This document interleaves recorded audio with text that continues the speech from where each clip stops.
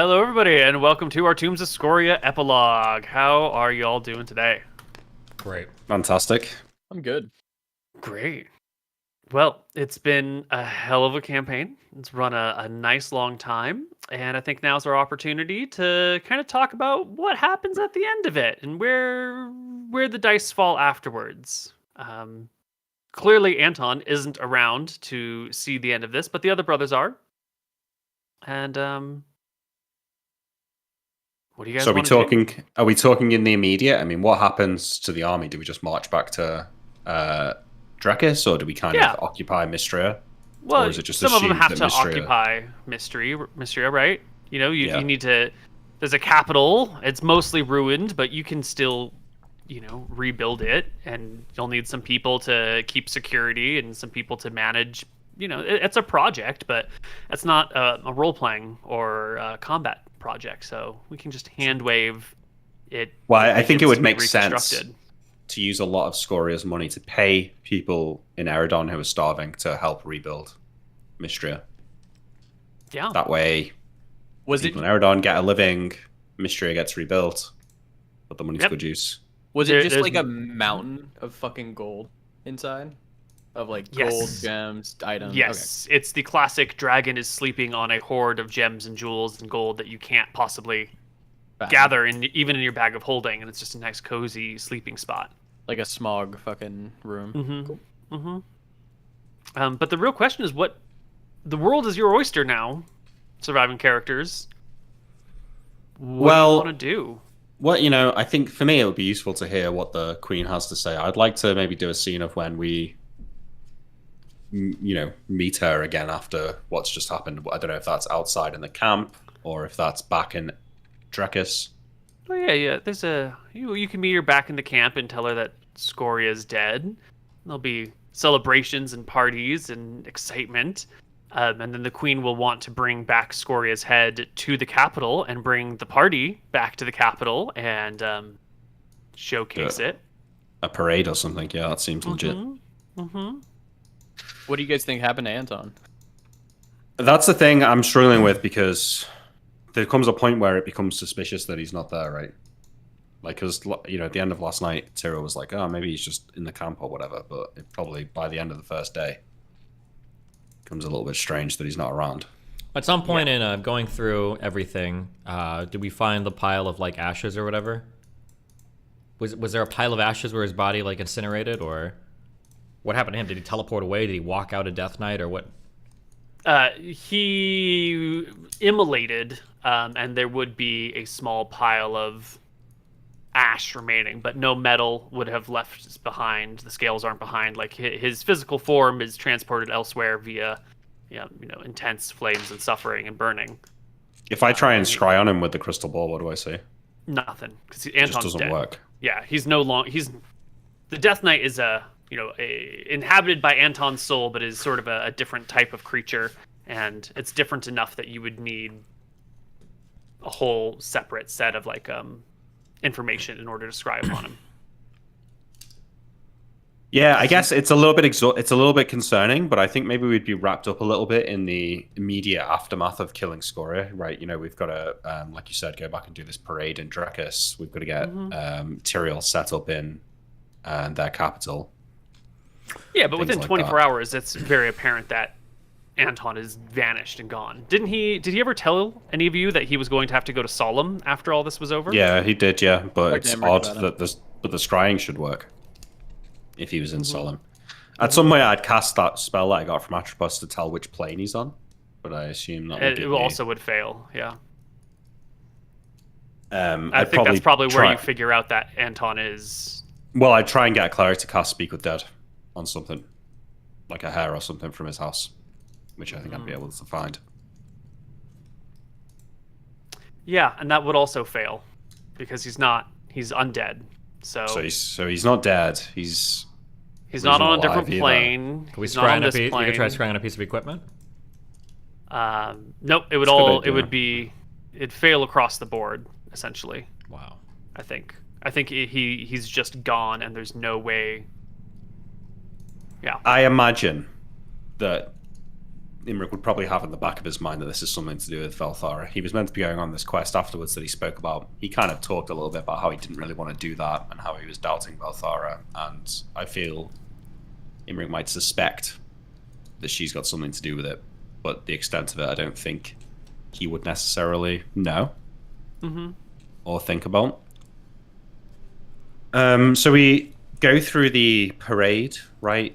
We speak to the queen. She's formally now an empress. Tyrion's formerly a king.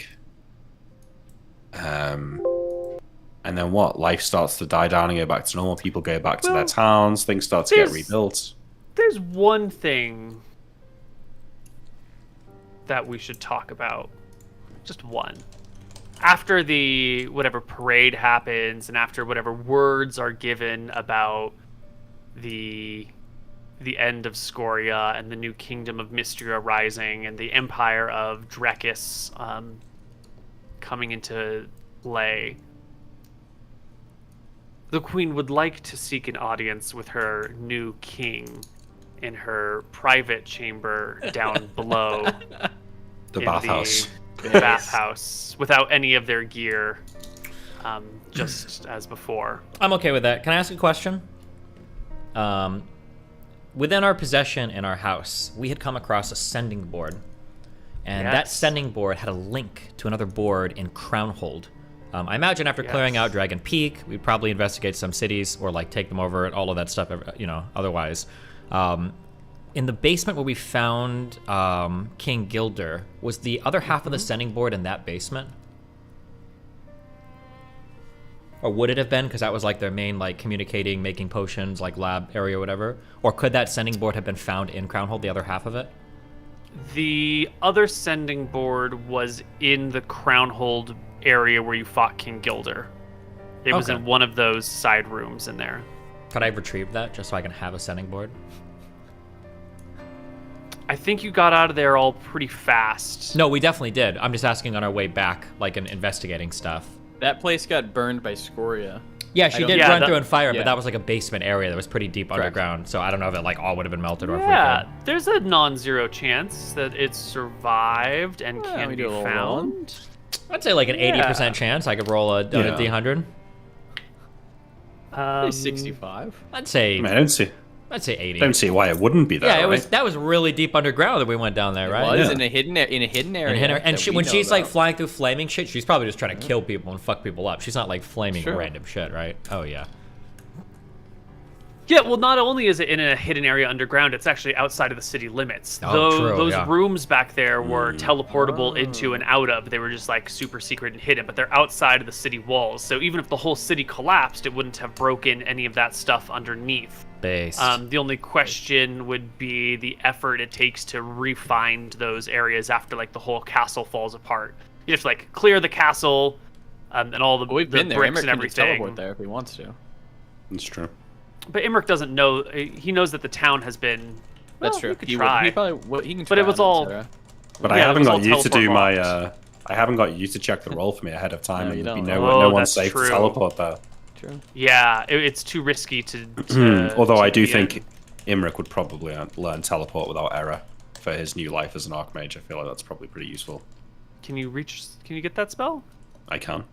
7th level. It's not one of those spells that are out of your limit because you're not smart enough for them. No, it's a 7th level spell. That's my Fuck you, limit. Neil. Right. Oh, somebody in chat saying that we might have already gotten the other half of the sending board because it was in the wizard's room in Crownhold. If we had any time to investigate, we would have taken it.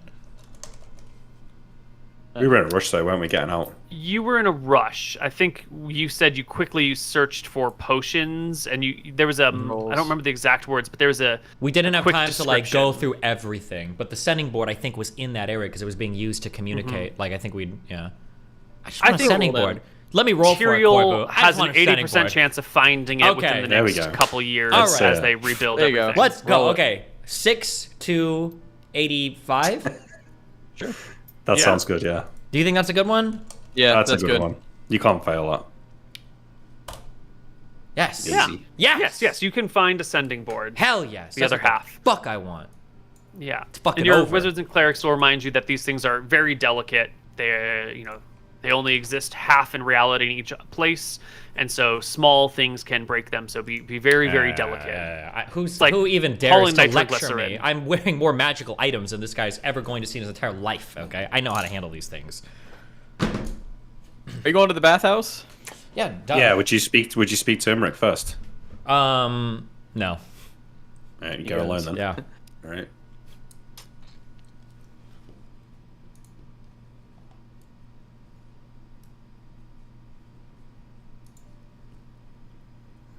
Does Tyrion have any hesitation? Nope. Given Yeah, how this similar would it is to the dream? involve, you show up, there's the small locker areas, you take off all your gear, there's Kingsguard there. Tyrion's happily disarming himself entirely. All magic gear and all weapons and all armors. And even my rings, Koibu? Even your rings? Even my rings? I'm not gonna do this. Can I just ask a question? Of me or of the queen or what? Of you? Yeah, what's up? Would you consider like your anus an airtight seal? Well, if you can hold farts in, then it is clearly airtight. Okay, what about this? You're going into an area naked. You don't know what's gonna happen. You hide a stone of darkness in your ass, and if you're about to get fucked, you poop it out real quick, and then the whole room goes pitch black. Just hypothetically.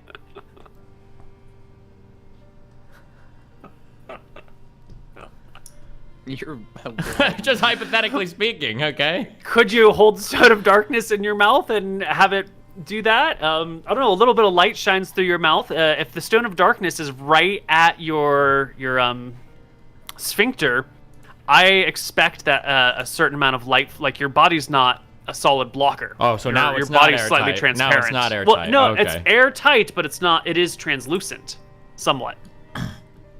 So I think if you'd have to put your stone of darkness a little Pretty bit far up there. there. But also, let us remind everybody here that if you put things up your butt that aren't supposed to be up there, you tend to go to the ER, because that's why, there's fluted ends on butt plugs. You wouldn't want to put a stone of darkness up there and then not be able to poop it out. Okay, gotcha. So if you don't want it to happen, just say that, okay? That's all I need you to say, all right? I haven't done the tests, and I'm not going to do the tests to see if you could poop a stone of darkness. But I imagine it's not a thing that is. There's no way she's gonna want hurt. to try. She's gonna attack you. I don't believe it. No, I was just curious. That wasn't even related to this, okay? So he goes. Yeah, I do go. It's fine. And you're happy to enter into this area completely unarmed and completely trusting the queen. Yeah, I am. The Empress now. Yeah. Are we allowed to bring anything to drink down here? Can I bring like a bottle of wine with me at least? To celebrate? Yeah, I think she's probably bought some bottles of wine. If you need a bludgeoning implement on hand, is I think bludgeoning? what you're getting at. No, I just want to bring a fine cask of wine for my house. Can I do that? Yes, you can sneak in a bludgeoning weapon as a disguise as a bottle of wine down there. But Okay. Luckily for you, there's that knight who can pour the drinks for you and then just hand you the glass. Cool. Okay. Is the knight armored? Cool. That's Yeah, fine. of course. Is he like a proper Queen's Guard? Okay. Proper Queen's Guard. Proper 10th level fighter with Is he in red dragon solid armor good now? gear.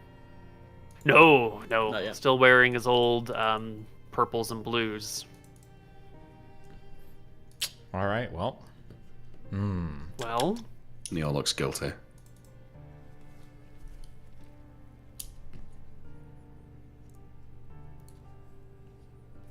Well, he goes down, Neil. I know. I drink my know. wine. I enjoy myself, hanging out in the spring with my lovely queen. Queen will ask you what your ambitions are. What are your goals, Tyrion? Gonna be You honest. have everything. You've secured all positions that you could ever want. You have wealth and power and magic at your disposal. You have a kingdom to run. What do you want in life? feel like I've seen so much and been exposed to so much that at this point, I feel like I just want to rest. Oh, fuck. I don't suppose running Mystria would be too tough. I'm sure there are difficult decisions to be made, but I look forward to being out of the direct line of fire from some of the insane monsters that we've confronted over the past few years. Hopefully the most difficult trips I take are annoying ones to talk to taxmen and no longer ones to other planes of existence to find friends or family. Will you be a reliable ally? What if you find that your brother Anton is still alive but trapped off in some far-fetched dimension? Will you vanish for years again, leaving your kingdom without a leader? Well, I haven't vanished yet, have I? I don't know where Anton is. I know that he made some strange deals with Velthara, and I want to be quite frank, at this point we've dealt with so many gods and demigods that I just don't trust them for much anymore. I don't know where Anton's allegiance lies. I think he was trying to come back to us at the end, but I don't know if you can do that with the god of vengeance. It seemed unwise, but maybe he'll turn up, maybe he won't. I think my interdimensional exploration days are behind me now, though. And what if war comes to Arcadia again? What if the Akuban kingdom rises in power or enemies appear over the seas? Will you yourself take up arms to defend the Empire? When you say me, myself, are you expecting a king to pick up a blade and enter front lines of combat, or are you having me going dragon hunting again? I imagine we'll have armies. We've got magic weapons, the likes of the history of this continent has never known from our adventures in Glacia. We have wealth. It's beyond measure at this point. I can't imagine the Akubans ever representing any sort of real threat to us, but, I mean, should they come, I imagine to maintain my position as king and the head of my family and my household, I would probably be expected to fight alongside underneath you against any foreign invaders.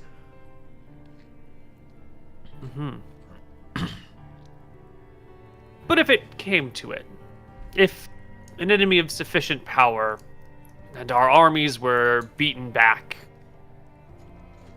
and times became dire again, would you pick up your sword once more? I suppose if I needed to, if my land and family were under attack again, and I had to fight, well, then you have to fight. It's just how it goes, yeah? Arxambra died here, fighting against Scoria, and I don't know when the last time she saw active combat was. And no offense to that lady, but I would never have any historian writing that I was more cowardly than she, so if it's to die in the face of an enemy that's invading, then so be it. Okay.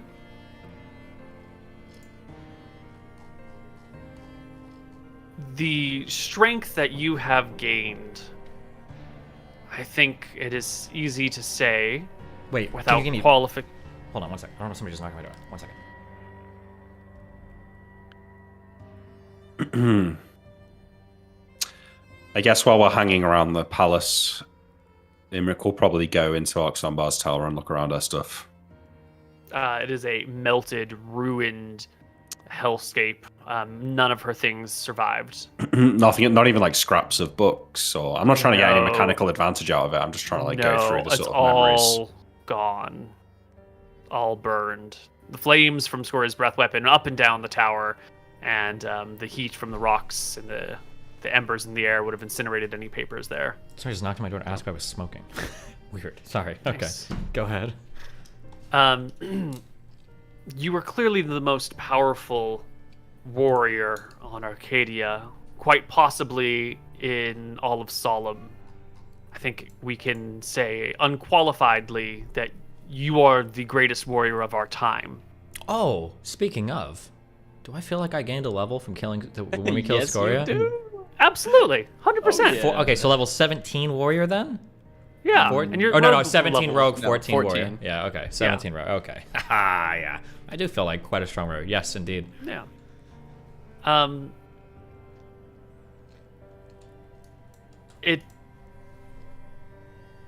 There's not a person on this world who can compel you with force to do anything that you do not want to do. Yet, our arrangement is such that I am Empress and you are King.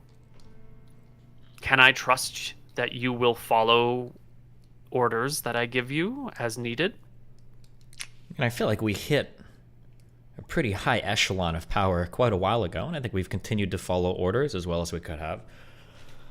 Not to put any strange thoughts in your mind, but obviously we've been worried about you looking unkindly at us. We've considered trying to cut deals with Scoria or other enemies we've encountered across the lands, but at the end of the day, I think our loyalty lies more so even to family than country. But you are our aunt, you've treated us well, we have acquired untold riches, we've restored the family name, and now we have a position that is of historical and modern significance in the kingdom. I can't imagine throwing that all away because I feel like refusing an order.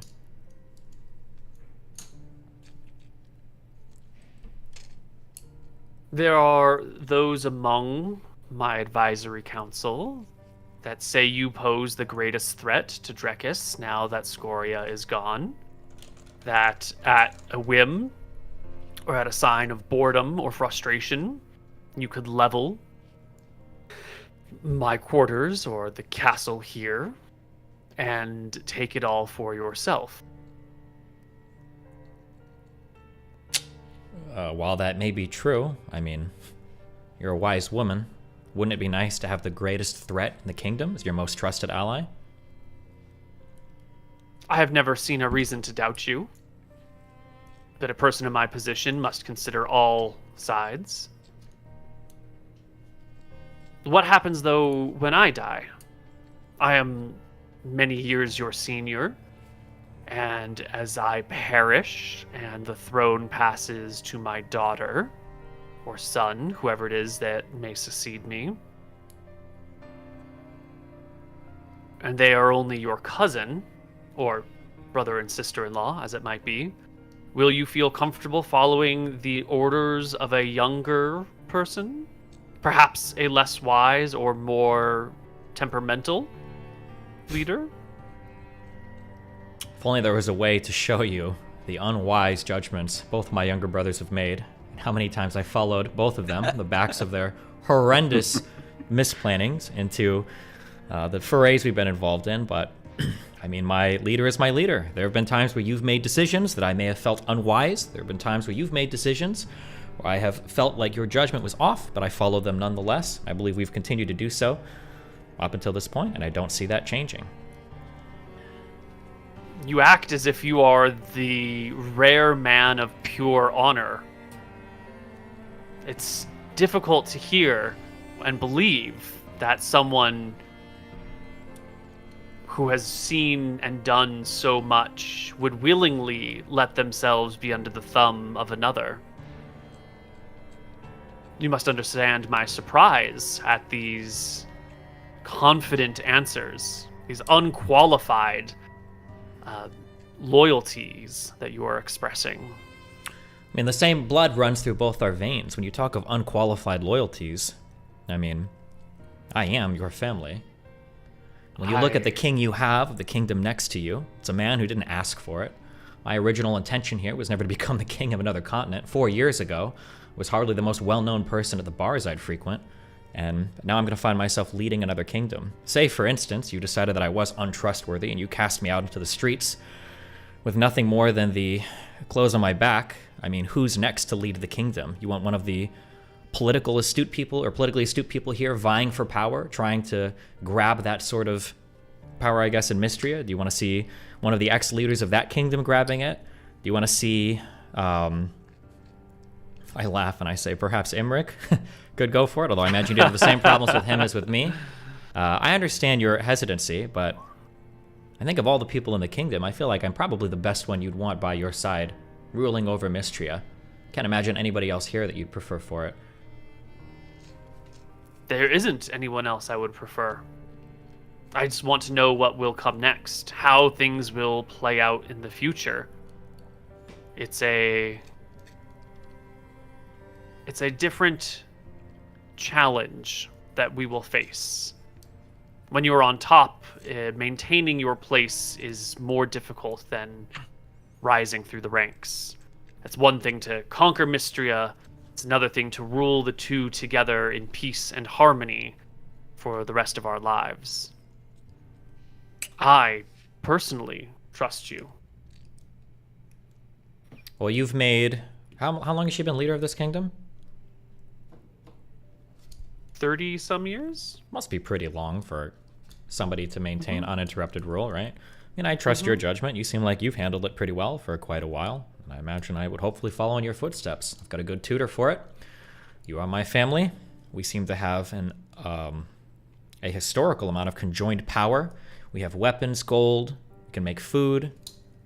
We've got riches. We've got military. We've got magic, knowledge, history, reputation. I mean, we're set up to succeed in every way possible, no? We are. But there have been a great many kin slayers and a great many king slayers of ages past. There have been plenty of folks who have turned brother to brother or father to son, nephew to queen, and sought blood where others would have decried family ties are strong. It's not unprecedented that family turns upon themselves when they disagree or they lust for greater glory or power. I see that there's only one more step of power that you could achieve here in Arcadia, and that would be to be crowned emperor. And then beyond that, it would be conquest of further lands beyond. And you tell me you have no aspirations for emperor? No aspirations for conquest? I lean forward a bit, kind of scratch the back of my head. And I say in a quieter voice, it's hard for me to accurately put this into words. And please believe me, when I say I mean no disrespect to you.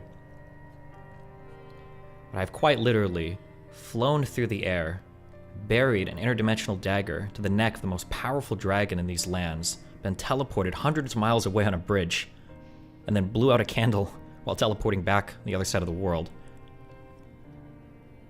That type of experience is unmatched by increasing the number of subjects I have from 10,000 to 100,000. I feel like the types of journeys we've been on, the types of things we've done, not even slaying just one or two dragons, but several. Once I've experienced those types of things, I just don't see that increasing the amount of land that I happen to collect tax from would make me feel any more fulfilled. By all means, if you feel that I'm a threat, you can do as necessary. When I lean back. Take a sip of the water.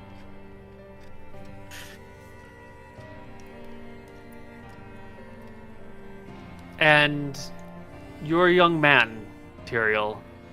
One day age will catch up with you. How do you think these opinions might change when death slowly comes for you? When your legacy is on the line, when the end of your life begins to near. I feel like I've already lived 100 lifetimes, what we've done in just these past couple of years. Maybe I'll father a child, maybe not, but I guess at that point, the torch passes on to Imric, whatever children he may father, or maybe I've already fathered without knowing. Maybe that's the next conflict you should be looking out for. I will speak with your younger brother as well. But of the two, you are the one who holds the real power. His magic is great and strong, and he single-handedly could level this capital. He could probably destroy half the continent if he wanted, but he listens to you. And so you are clearly the more influential of the two. I thank you for your honesty, Tyrion McGarry. Why not? Have you thought of a new name for yourself as king? Would you like to... Is that traditional? Is that normal? It has been done in the past. It's not required.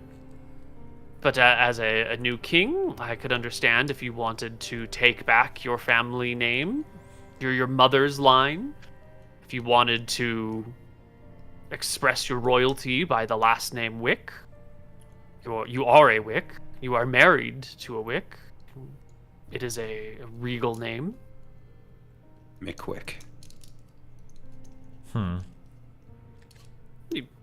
need not make any decisions right now, but first names and last can be changed as you are crowned and take your place. Yeah, I'll nod. I'll think it over. Okay. Well, she'll make some small chat about, inter-kingdom logistics and that sort of stuff, but she'll leave everything else alone at this point, and you can exit. You made it out of the bathhouse, man. As I exit, I will I'll tap the knight on the shoulder and I'll tell him that to be careful drinking too much of that wine too quickly because the burps are explosive. I deleted 3 potions of fire breathing from my sheet and I'm done with that. Okay. You want to make me a perception check? What the fuck? That would be funny as fuck. Perception check for what? It doesn't really matter. Okay. As you tap the knight on the shoulder, you can see that through the holes in the visors, there is like a deep scowl at you. And it's not too difficult to tell that this person is very untrusting of you and very unhappy with the peaceful resolution of this meeting. Good. Well, you would have gotten blown the fuck up because I already had a whole glass of wine, Koibu. I'm ready to fire breathe, okay? Did you, are you trying to say that you actually fed fire breathing potion into those wine bottles? Into the wine I brought, I thought yeah. you were just memeing. No, I did. You let me bring in my own wine. You said I was the only one that drank it, just in case somebody tried to fucking kill me. I think I should be able to drink it and use it at will, so yeah, but I'm good. Yeah, totally. Okay. Okay, cool. Based. Easy peasy. Yeah. Yeah, you can exit, and you will be fine. Cool. For now. The Survived. visions of Glacia showed things that could come to be, not necessarily must come to be, and it seems like yours did not come to pass. Cool. Well done. I would like to, no, never mind. Go ahead, dude, Emmerich. Well, Emmerich, what do you want to do? I think, the immediate stuff first. So I think all right, we've returned to the capital for this parade. Tyrion's doing kingly things.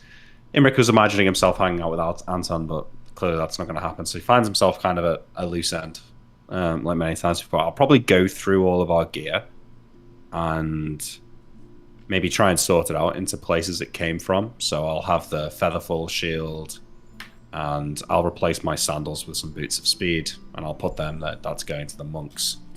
I don't know if we still have the key for the tomb in Roxas and some of the things we took from that, but I'll start to organize things back into piles of people to return it to. Where we've lost stuff, I'll probably write a letter to whatever noble person it was. So I've still got the lightning axe that I can give back to the tomb of that woman. Now, she never really suspected us, so maybe I don't want to do that. But I think I go through, I spend some time organizing all this stuff. And I'll start with the monks. I'll speak to Tyrion about the other things. So I guess he kind of wanders around the city, doesn't find too much to do, and will eventually gather those 2 items and teleport to Akuba, to where the monks are. Mm-hmm. And I will go up to that same gate that we tried to sneak in once upon a time. And I'm assuming the same monk is maybe on the gate that was there before. Mm-hmm. Mm-hmm. And I'll say, I've not seen you in a while. I don't know if you remember me, but I came here about a year or 2 years ago to speak with the council of the monks here. I'm come to fulfill a promise. Without any words, the monk will open the gate fully and lead you in. You can find the monks with whom you've made promises. They are somewhat surprised to see you, but they listen to what you have to say. They will receive the gear you give them. They will ask what happened to the spear. Yeah, I'll say, it's good to see you again, friends. I hope that you've been well. sure you've heard the news, but Scoria is dead. Our quest is complete, and we couldn't have done it without the gifts lent to us by this monastery.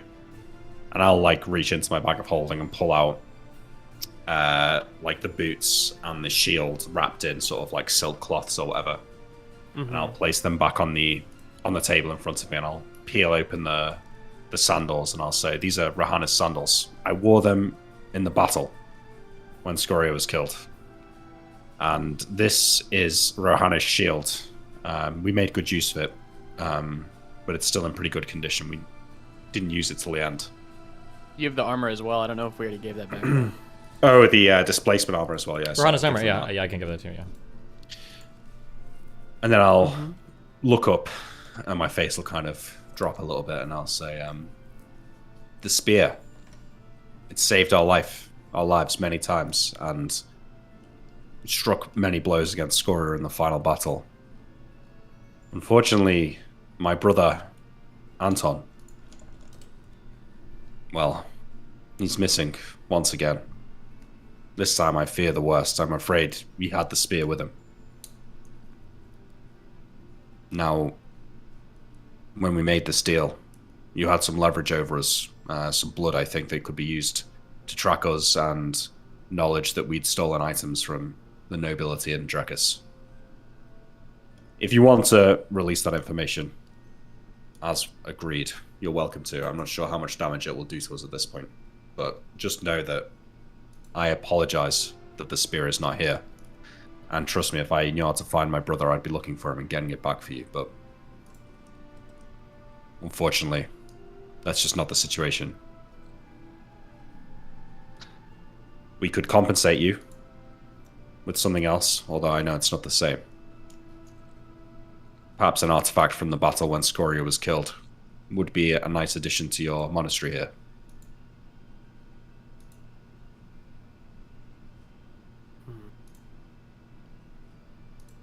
You have acted in good faith. We trust that these things you tell us are true and not lies. And with a motion, he sends someone scurrying to bring back the vials of blood that they had taken from you. They will hand them over to you. Thank you. We appreciate and thank you for your honesty. I believe Rohana would be proud that her weapon was lost in a battle of such importance for the land. Go in peace, Imric McGarry. Thank you. Or I'll stand up whoever from you my are chair. now. Imric will do. I'll give them a little bow and say, I guess I'll just cast one look at them, and I'll walk back over my shoulder. I'll walk out of the monastery past the monk on the gate, and I'll give him a nod as if to say thanks, and then I'll just teleport back to the city. Without error. Yeah, without error. Well, I don't know if I've had a chance to learn that yet. You could have, absolutely. I will go back to my room, and I will dig around in my bag of holding looking for something that I can't find. Now I'll remember that I locked it away, and I've got some sort of little safe or like a little hidey hole in my room that I'll open up, and inside there's 3 vials with a stopper in them and purple mist in the vials that I captured from Atropus's chamber. And I'll uncork one of them and breathe it in and try and see if I can sense Anton, or maybe have some clue as to what could have happened to him. This is a great opportunity for us to move our story over to Anton. Towards the end of your life, Anton, you had developed an aversion to your chosen deity. You had begun to fall away from her in spirit. Can you walk us through the moments and the thoughts that Anton had of his distancing between himself and Velthara? I think Anton kind of realized that his quest for vengeance was pushing the people that he cared about most away.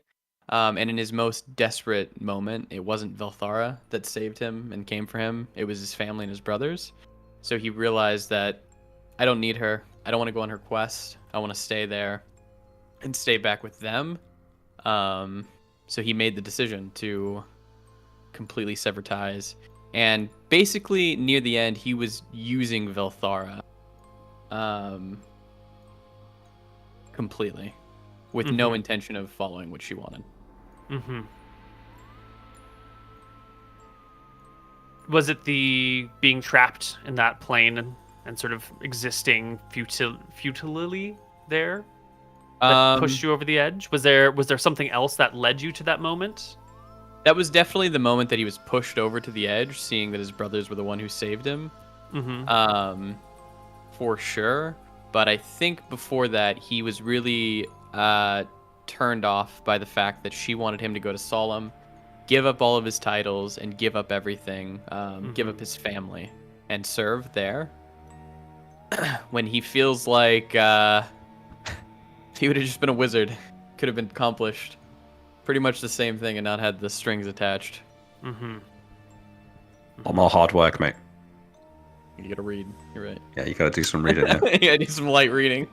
You have to listen to your brothers mock you for 10 levels about not learning magic missile or something. That's right. Yeah, it's tough, And then you get to the fight, doesn't cast a single spell. yeah, true. Yeah. Okay. What did in Anton's final thoughts or near to final thoughts when he reflected back on the sacrifices he'd made with wife and child? How does that sit with Anton? Anton's disgusted by it. In his need for power and what he felt like was the best way to keep his brothers safe, he defiled 2 of his own family members for his own personal gain. And I think that's what made him loop the most inside of his, I don't know, pocket dimension. Yeah. Well, these moments from Anton's life will be the things that play through Imric's mind as he inhales the vapors of the vial, of the first vial, as well as the last moments of Anton, where he takes off his amulet of Velthara, the all-powerful artifact, and speaks to the goddess, saying that he renounces her and he will not do her bidding, and that she will have to find someone else. If we can add one thing to that, Anton would have said, in my moment of most need, it wasn't you who came for me, it was my brothers, and then he would have tossed it in. Yeah. Yeah, and then you'll see that, and the tossing of the amulet into the lava, which begins to, burst with flames, and then Anton stands there for a few seconds more before being consumed with flames. So I don't hear what Velthara says. The conversation that happens in his head, you are not privy to. Yeah. But you do see the moments of his life where he is growing more and more frustrated with this deity. Yeah. And then when he renounces the oaths that he has sworn to her. What does Imric think of that? Well, I'm imagining a scene where he's kind of like sat against the wall in his room with his eyes glazed over as he's sort of seeing these visions. Obviously sort of stoned or whatever from, not acting properly because of these things.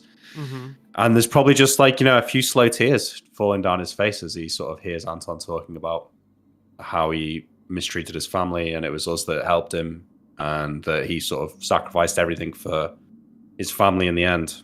And Imric's probably pretty sad to think that I think he's smart enough to know that if he was just dead, that the speak with dead would have worked. So I think he probably assumes that that Velthara's captured his soul, and he's probably due for a life, an eternity of suffering, essentially. So I think that means that for the next few hours, Imric's probably just going to sit there playing these visions over and over in his mind, thinking through these things and kind of mourning for Anton, knowing that this is the end, and we went halfway across the multiverse to save him once upon a time, but that was something that happened to him out of desperation. I think that Imric probably thinks that Anton knew deep down that this was maybe what was going to happen to him when he threw that thing into the lava, and I don't think there is any really saving him at this point. So I think Imric kind of accepts that he's dead, and then just has a little moment to himself thinking about that and, you know, mourning him or whatever.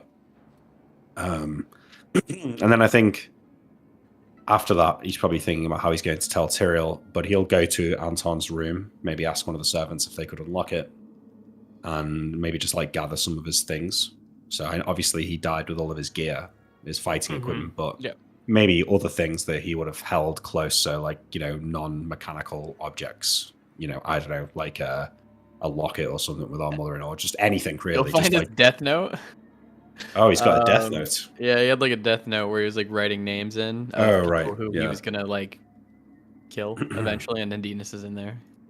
I think Imric will read that and probably burn it, knowing that there's probably no need to sully Anton's name with this kind of thing. And yeah, I'll just like gather some personal effects, and with the view of having a funeral for him. We obviously don't have a body. Right. And I'll probably stay in the house that rest of the day and wait for Tyrion to come back, at which point I'll have to tell him what happened.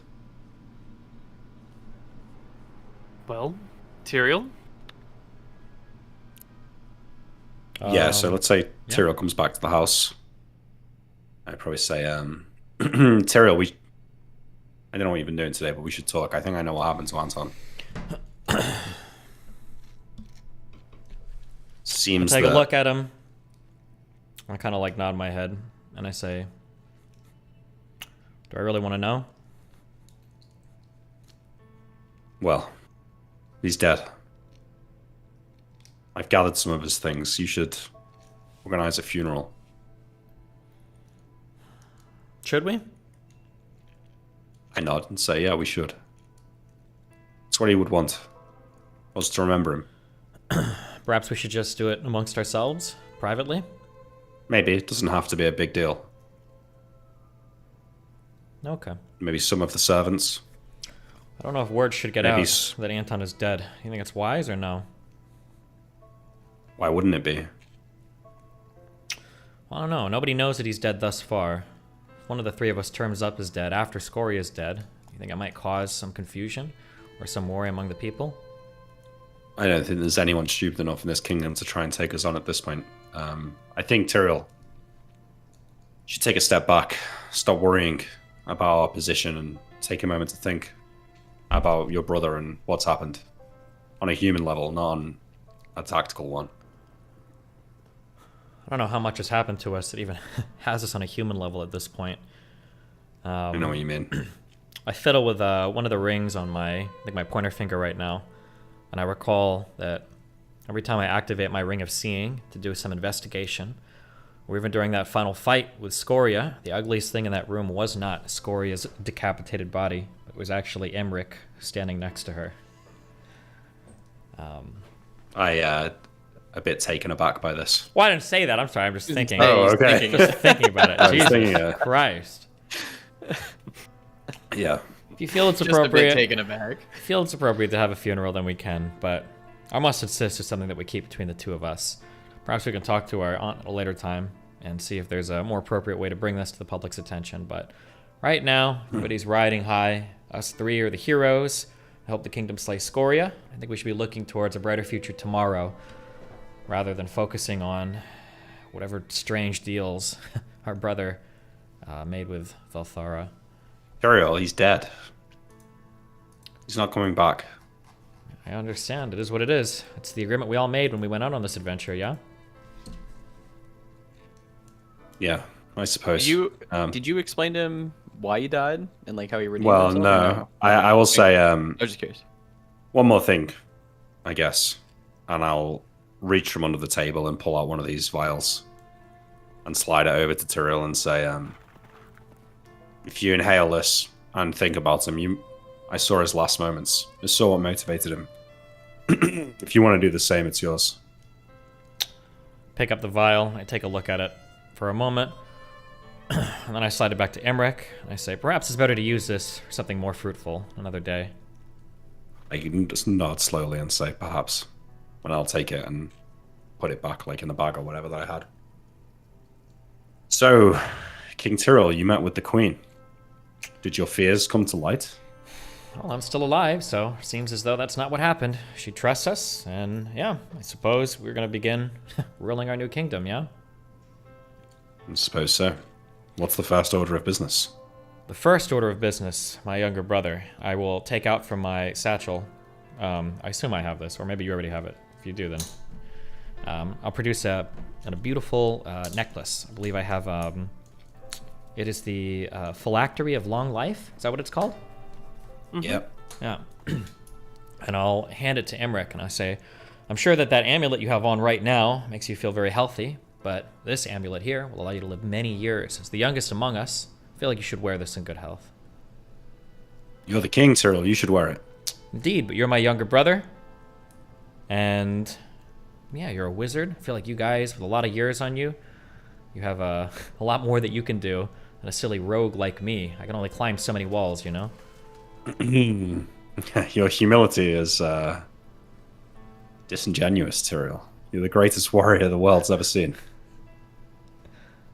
There's not a man that could stand before you. Well, perhaps apart from me.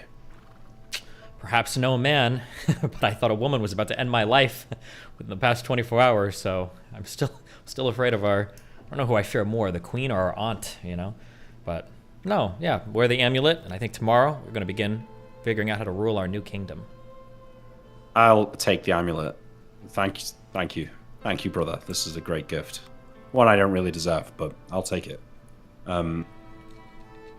Yeah, tomorrow we begin ruling the kingdom. Why not? Say, you know, I know it's all business here, but do you maybe want to go and get a drink? My friends are around town. I don't know them anymore. I don't know them anymore? Wait, what? I'm not the same person I was. I can't drink with those people.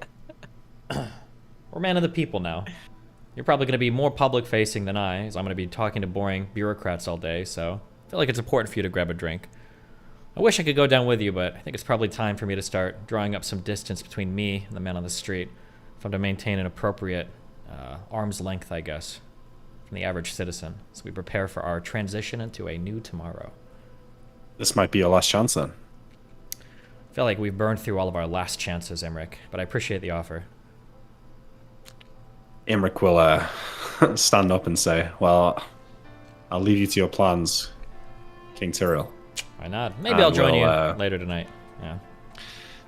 Imric will pick a cloak up from the banister on the way out and put it around his shoulders and walk out into the night. As you look for a bar.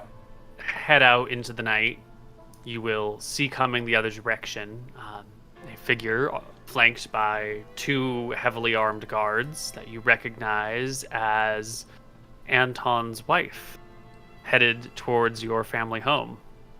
I will... Were they in Red Dragon armor or no? The guards? Probably not. I think you gave your armor to the people who were doing the fighting, and your wife's personal bodyguards were probably just regular dudes. I don't know. What was their names again? I'm sorry. The child and the wife. Do we know? You know. Helen, Antonia. Yeah. Helen and Antonia. It's good to Oh wait, see my you. wife is Alex. I don't know that's my right, kid's yeah. name. I think she named the kid because Anton wasn't there for it. Right.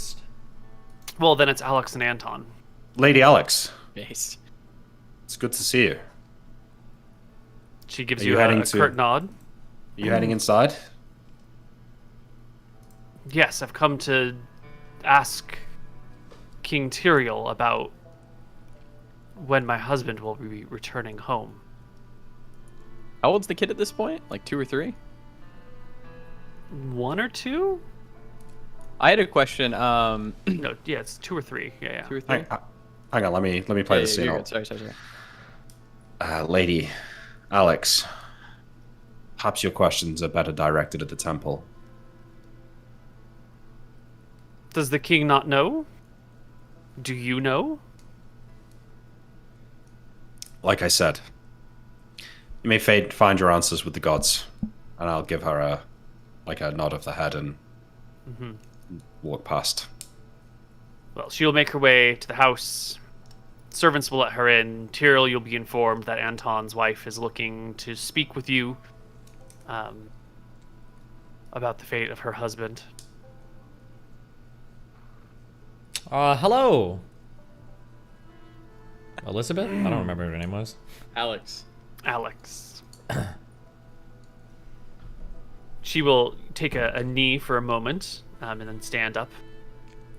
Brother-in-law, King Tyrion of Mystria, I have come to seek answers on the fate of my husband. I hear he was with you on the siege against Scoria, but has not been seen since. Many moons have passed since then. Tell me, where is he? You can stand. You're fine. You know, I'm going to be honest, we've spent a lot of time looking for Anton, and half the time we can't keep track of him either.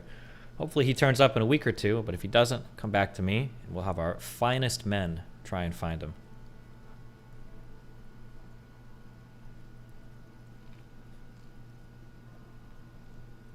He has been gone for years before, and in those times I thought him dead and tried to move on with my life. I made some amount of progress, and his return, specifically his, but the lot of you coming back, thrust me back into my old position.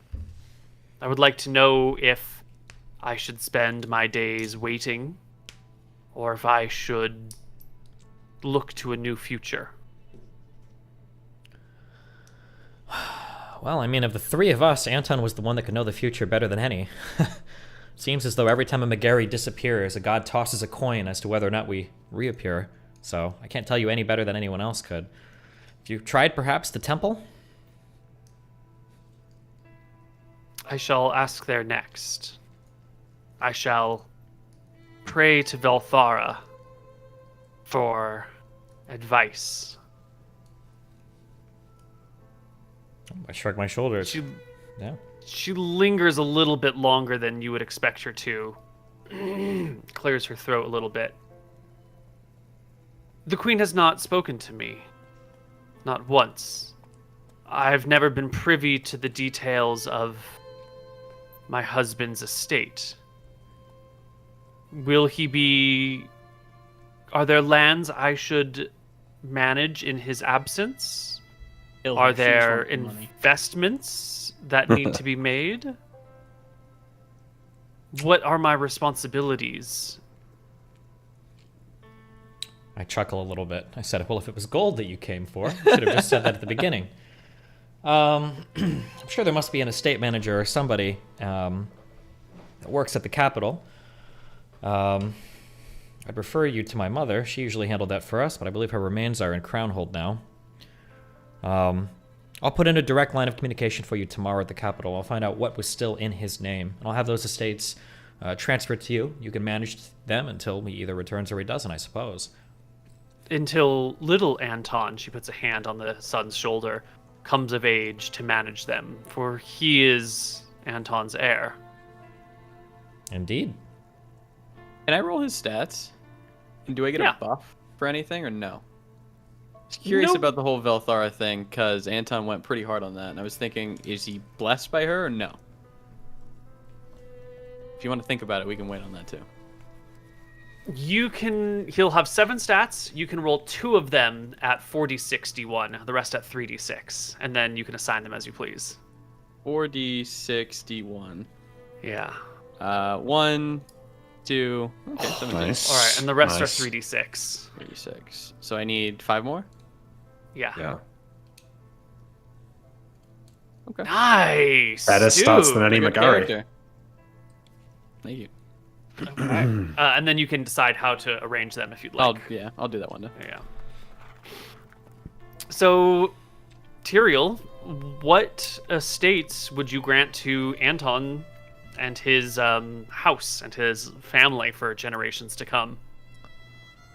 I think it's a pretty difficult decision to make. I think I'll talk it over with Imric, and we'll come to a decision together to find out what's most appropriate. Nice. We can do a very big picture on that right now if we want. I would like to know what position his family will be in the future. I'm imagining that Anton's family should be given a duchy in Mistria, and I'll manage it for baby Anton until he's old enough. That's what I would suggest to Tyrion. I don't think I need any lands, so I'll manage his lands until Anton Jr. is old enough. And I think Imrik would probably, knowing that he's unlikely to have any children of his own, sort of have a relatively close relationship with Anton Jr. and would discourage him from any clerical ambitions.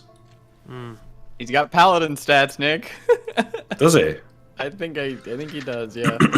I'd discourage him from, if he ever shows any interest in wanting to be a cleric of vengeance, I would discourage him from that, and I would tell him a lot of stories about Anton's humanity. I'd speak to him about the times where he showed compassion, where he sacrifices himself for others.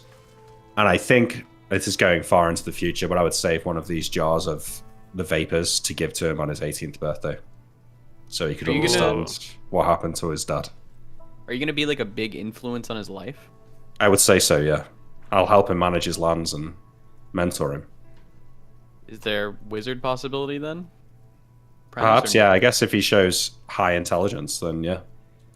Okay, I'll figure his stats out.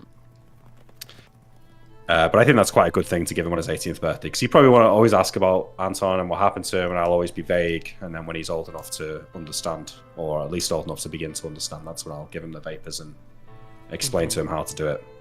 And he'll hear all the wonderful stories from all the people about how great Anton was. And then maybe once or twice in his life, he might hear a different story from someone that was in attendance, maybe on a wedding anniversary when his mother is deep in her cups. Maybe she will reveal some of the less pleasant truths that will never ever ever be spoken about Anton by anyone other than the few people who knew some of his darker times. But with the vapors, his son will at least see who he was at the end, who he wanted to be, who he was striving to become. I think that's quite important. Yeah. Okay. So I think he'd have a good life.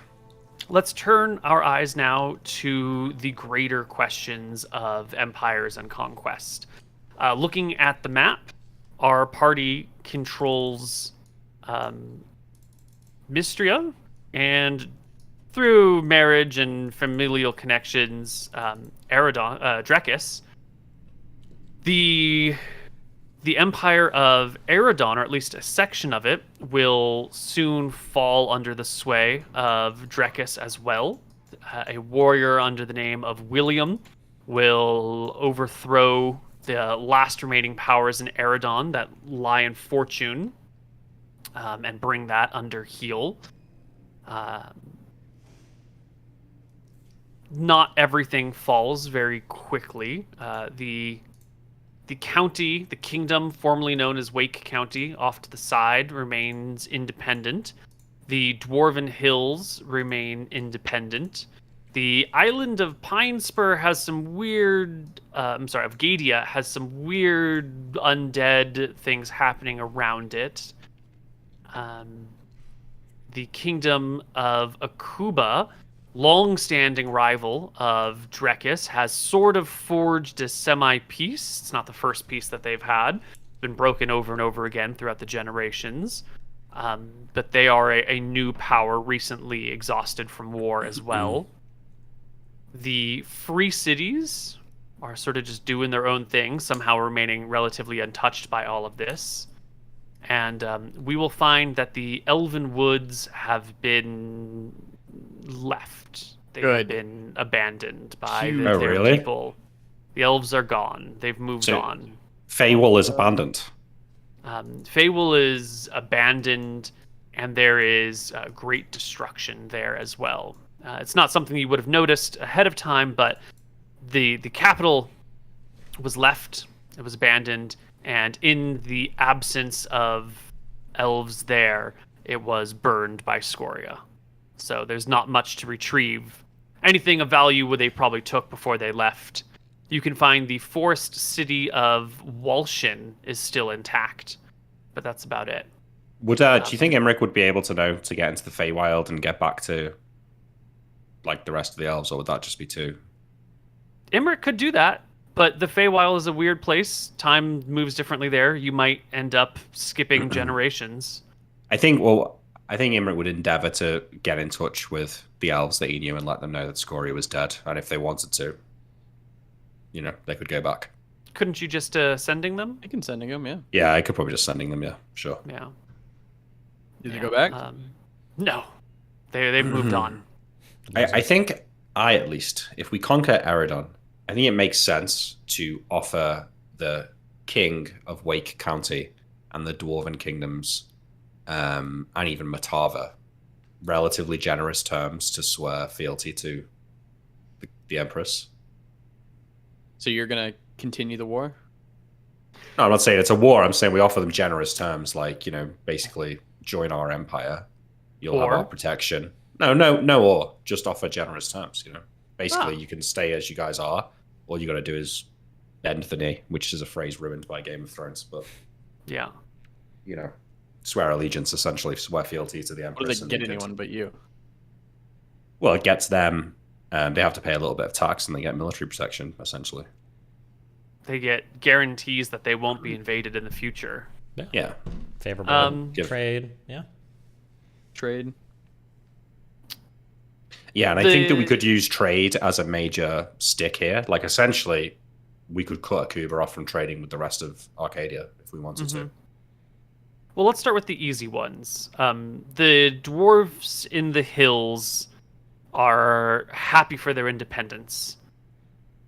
They are not concerned about your invasions. They've got long tunnels that are sized for them that your human warriors would find near impossible to fight in. And they've been living under the rule of humans for a long time. They want to strike out their own dwarven nation. And so they will politely say, we would like an opportunity to explore our own rule for but a few generations. That's fine. I guess I would just remind them that the borders of their hills remain the borders of their independence and not to encroach on our territory in Eridon. Wake County, the former Wake County, the new kingdom over here, is a capital of trade. It is the first town, and the currents flow that way to make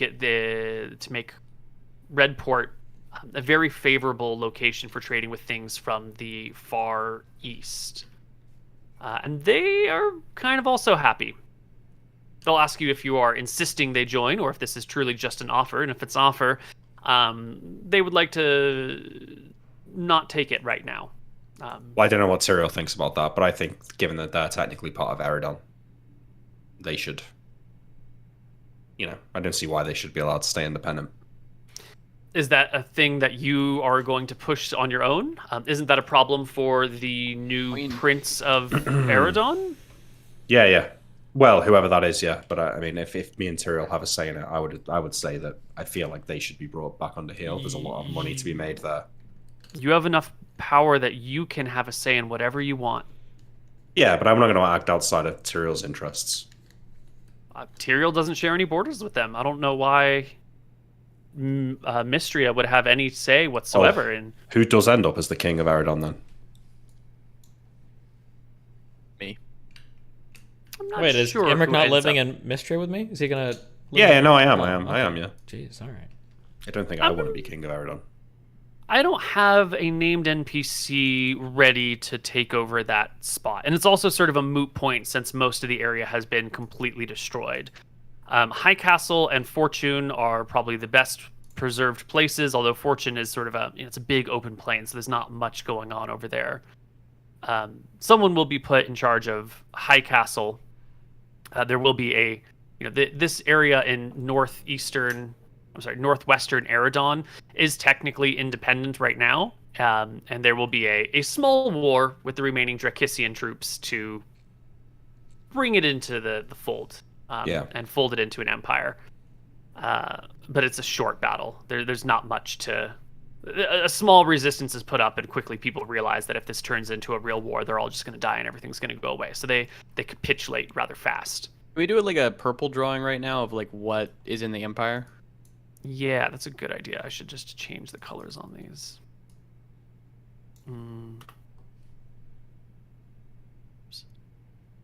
Okay, so this is Empire right here. And there is a dividing line between these kingdoms along this river. And then this is in Empire right over here. Although some of this is sort of symbolic because there's nothing there to rule, but that's also within your confines. And that's it. That's the Empire as it stretches. Oh, okay. So Drekis owns all this right now, or the Empire. Okay, cool. Yep. This island up here, the first couple messengers that go to visit just don't come back, and sometimes this happens. Boat sinks, someone dies, something terrible happens along the way. But 2 messengers separately should have returned, and really, it's a small island. There's not much offering there. There's rumors of like undead swarming the place. I don't think. I mean, I suppose it's the dwarves' problem, but I don't know that we'd let a whole island of undead just carry on doing its thing. Well, they don't reach out beyond their borders, and the Strait of Aemon has always been considered sort of like weird and haunted. So has this other strait over here, the Saren Strait. These 2 areas have always been sort of problem areas, and some people say it's the winds here and the tides are such that ships have a hard time navigating. Others will claim things like rogue waves. Other people will say it's spirits and ghosts. And now that there's undead near Pine Spur, there's sort of like the whole area is sort of haunted. But clearly there are still people living in Gadia, and there are some small amounts of trade that go back between Weatherlight and Gadia, but it's very minor. Sure. There's not a lot Okay. of resources there even. As long as they keep to themselves, I suppose that's fine. But I'm sort of imagining there being some sort of incident at some point, a ship getting sunk. I feel like because everything is kind of in turmoil right now, the war is over. I think the priority should probably be settling the lands we have, bringing the people into the fold that we have, having everything calm down and chill out, and then maybe after like 2 or 3 winters have passed and we're at relative peace and ease, we can look at like conquest or settling of things going on here. Like imagine we send people out there and something goes wrong and like the whole kingdom is still kind of like iffy. Like you don't want any of our rules to be like threatened or our legitimacy to be undermined because like crazy shit is happening, right? I think this whole mountain range, Koibu, Drekis claims to own at the bare minimum wherever the halflings are. That was originally Megari territory. Yeah, the halflings are down here in this territory, okay. So that's definitely yours. That's the rest of this mountain range is sort of anyone can claim it, but it's sort of inhospitable. There's nothing, especially the western side. It's just a barren wasteland. There's not enough water there to support any life. But that does bring us to the big question. Actually, before there, Matava. Yeah. This place. They've been a thorn in your side, but they capitulated when you put them to it. They surrendered. They agreed and abided by all their terms. This is an amazing trading position. So if you guys are looking for something, this is the place that you'd want to die for. I think maybe we would offer them, like, bend the knee, swear allegiance, agree to a small rate of tax, and we'll fund the redevelopment of the city that we destroyed. Or stick. They will give the one caveat that they will bend the knee to an empress, but never to an emperor. No, that's not fine. Oh, no, that's not fine, though. I mean, here's the deal. We should show up with Shine. They've been fighting and being terrorized by a dragon for fucking however many years. Like, we'll terrorize them with another one. They can either bend the knee, or they can have their entire existence and their entire matriarchal way of life destroyed. And, you know, there's a lot of displaced Mystrians that would love more land to settle into. True. They will tell you again that your empress will live for a long time. We can have peace for another 30 years, or we can go to war. Okay, well, I hope that their descendants are more reasonable than the ones here, because when our empress dies, if it is a son and not a daughter that takes place as ruler, yeah. Yeah. So I guess You're we're gonna chilling for the next agree 30 to be years. fine for like 30, 40 years. Sure. Yeah, A they might short-term- just need to save face, you know, like Yeah, that's fine. they'll say, oh, we won't bend the knee to an emperor, but when the actual reality of it happens in 30 years' time, they'll probably change their mind. Okay. So that will be left as a currently stable situation, but it might change one day. And now for the last major question. What about Akuba? It's a big area landmass-wise. A lot of it is sort of inhospitable. Some of it is pretty good. It's got some great farmlands. It's got some great salt flats. It has, wonderful fishing areas. It's a nice big old empire, kingdom. They're your historic enemy, but there has been more peace be made between the two. There's a new king there. He's married to a half-elf. But he has produced an heir via a cleric of Martha, who has offered up to be a surrogate for the king's new son. What do you want to do about Akuba? What, do we have to do something about it? Can't they? Absolutely not. You can just leave it be, Yeah, I and think we that's just leave fine. it. It's not like we need to they- conquer all of like fucking Eridonian or whatever. Well, yeah, I don't know they if have there was desires for Do they have conquest. trading to the west or not? No, there are no further land masses to the west. Arcadia is the westernmost island in the world. Now that we What's in the have West? serious trade with Mistria, Matava, and Eridon, would it hurt us that much to cut trades with Akuba? No? So I that's what I would suggest, that we just stop trading with them and we make them realize But how much why? they lose by not being part of the Empire. We're It's a on some trading tier- block. It's like the Manifest EU. Destiny shit? Are we like going sea to shining sea here? Is that the dream? Well, we gotta just unite the landmass, no? Maybe not. Maybe that's not what Sounds Cyril like- wants. Imric has desires of uniting Arcadia under one landmass. Tyrion doesn't really care. What's The the queen wanna queen, the empress, it would be nice if everything was just one kingdom that they could rule and there was never any thoughts of betrayals. Is there a place for Imric as the advisor to the Queen and the Archmage of the Empire? Because I feel like he might be able to distract himself from some gnawing questions if he busies himself with the day-to-day work of advising the Queen. No, I want him next to me. I want Imric near me. Your Tyrell's advisor. Okay. I want to work with Imric a lot for the next 2 months. This is what Tyrion wants to do. I want to become a man of the salted earth. Okay, I want to learn some A trade. cool things. Yeah, like I want to share in the day-to-day ruling decisions with my good brother Imric. Any decision I make, I want him to have a hand in. I want to have his counsel, his advising on. And then I want to work with some of the blacksmiths, some of the people that work with lumber. I think it'd be cool to learn how to we were in the forest a ton, and I don't think I know how to build a shack. True. Or, Yeah. we've got the ability to make rooms lined with silver, all these kind of exotic magical tricks that we've seen. I think it'd be cool to work with people to learn how some of that was constructed. We should involve ourselves in the rebuilding of Mystria then. We should spend, a month at a time in a different town. Yeah. We're gonna help rebuild the school here or whatever, the town hall. I think it'd be super And fun we'll- and super cute. Yeah. You're going And George we- Bush. You're gonna learn to paint. Yeah. We can have we can hold court in the ruined keep in Mystria on Scoria's throne with Imric standing beside Tyrion. Sure. If you think it wise He to do holds so. court. Sure. I think it sounds cool, yeah. Yeah. Okay, I think that's quite a good idea. So we can get involved in the building of Mystria. And also, that's probably a way for Tyrion to connect with his new subjects. Yeah. Well, a little bit. I want Imric to do a lot of the public-facing stuff. I don't want to talk to these fucking people. So we're jumping. So now we're in a few months. So you do that for a few months. Yeah, do that for 2 months. Okay. I assume it's done then. Yeah? Is that cool? Well, you can learn some of these things. I don't know how much you can learn in 2 months, but enough. You can get your hands dirty a little bit.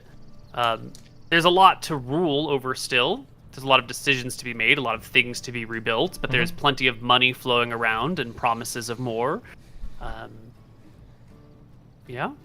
And with peace in the land and no dragon oppressing a people and stealing their livelihoods, and with the tools and unity at your disposal, I think life can get back to good in a couple of years. Maybe 5 years until things are in a really good state again. It'll take some time to repopulate, to rebuild. Maybe, yeah. Listen, I want to learn my salt of the earth, lumbercraft, tradecraft. Carpentry? Yeah, that's what I was looking for, that word.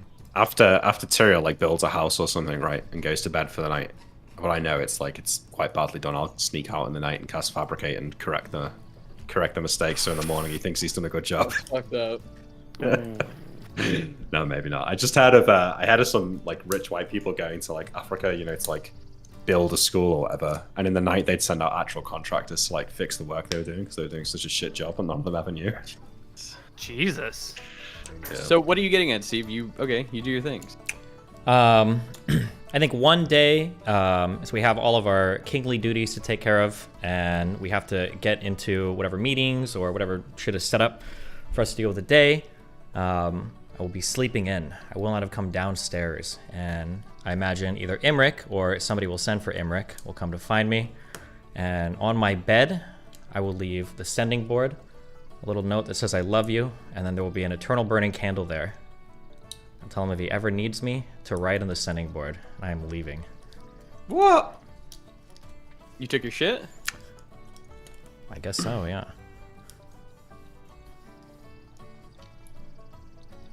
Did you take anti-scrying stuff from Scoria's lair? Hopefully I learned enough that I There can was build something. myself a little lead-lined room so that wherever I decide to go off to, I won't be able to be scryed upon. Hopefully in the 2 to 3 months that we've spent running the kingdom together, Imric has picked up enough skills to be able to run it on his own independently. But I think after all of the unbelievably traumatizing and adventurous and crazy things that Tyrion has done, the idea of subjecting himself to being a bureaucrat and running kingdoms is just way too much. And I kind of miss just doing like silly rogue things back in the day. So I'll probably find the least stable continent and fuck off there. I'll have a bag full of whatever silver or lead I might need. I could bring 2 of those 1,000-pound bags of holdings with me, a couple rings of telekinesis to move stuff around, and set up shop somewhere else and just disconnect from everything that's happened here because it's too much. Does he get his wife pregnant before he leaves? Absolutely not, because my first child is owed to a demigod that I never want to think about again. Shit. This probably shocks Imric quite a lot. But I left you my other half of the board of sending, so... if you Yeah, wanna so I write- can write to you. Yeah. Who do you leave Mystria to so soon after it's conquered, while everything is still in a point of instability? Sounds To like who Emmerich. do you leave the kingdom? I hope that Imric is smart enough to run things. He's been the public-facing one the whole time. I've only ever communicated with the higher-ups. He should be able to manage most of that if he's been helping me for the past couple months run it. So hopefully, slowly it can be transitioned to him. I left him with the phylactery of long life, so he can be young and healthy for as long as possible. Yeah, I think he can handle it. He's a smart guy. If I get that sort of knowledge back from the sending board that Cyril wants Imric to rule instead of him, then I suppose Imric will do it, but would hope to at some point be able to go and meet Cyril. Like teleport to him, check he's doing alright, things like that. Well, you got crystal balls at your disposal. He can't spend his whole life inside of a silver and lead lined room. Eventually, you'll probably be able to give him a spot if you're dedicated. Make this easier on him. Was there any anti-scrying items for Tyrion, like a ring, like a brooch for him to just take and put on? I don't think we have, unless we found some in Scoria's lair. If we did, we That's didn't what I detail the meant, loot, yeah. but if we found any anti-scrying magics or things there, I probably would have grabbed it. You'd But take it. otherwise, I'll just like build a little room and... No, there was the former Queen of Eridon and some of her Queen's Guard have rings of proof against scrying, or paraffits of proof against scrying. I can't remember the exact name, but Did King Gilder have tools that anything? no. Oh, okay. Perhaps I could make one for Cyril over time. Maybe. Over time. Oh, there you go. Well, of the dreams that everyone had in Glacier, Cyril's didn't come through. Anton, what was yours?